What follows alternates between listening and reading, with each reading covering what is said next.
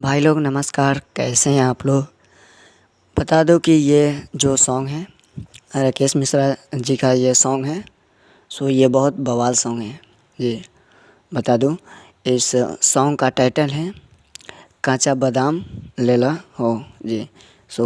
ये गाना का टाइटल है और इसमें रवि पांडे जी भी हैं, जो कि आप लोगों को पता है पुदीना गाना पवन सिंह के साथ में है रवि पांडे, वही है रवि पांडे जी। और ये बवाल सॉन्ग है जी, बहुत हाई लेवल का वीडियो है।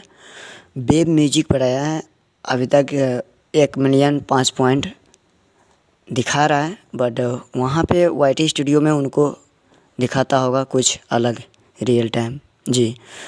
ये बवाल वीडियो है, आप लोग जाइए देखिए, ढेर सारा प्यारा आशीर्वाद ज़रूर दीजिए जी। और आप लोगों के एक और बता दूं कि खेसारी लाल यादव जी का आज ही आया है बोलोबेट भोजपुरी चैनल से जाड़ा लगाता जी। ये जाड़ा लगाता ऑडियो सॉन्ग है, आज ही अपलोड हुआ है, आप लोग जाइए देखिए बोलोबेट भोजपुरी चैनल से जी। अपडेट यही था, पसंद आए तो वीडियो को लाइक कीजिए, चैनल पर नए हैं तो सब्सक्राइब करके घंटी को भी दबा दीजिएगा। मिलते हैं किसी न्यू अपडेट में, तब तक के लिए बाय बाय।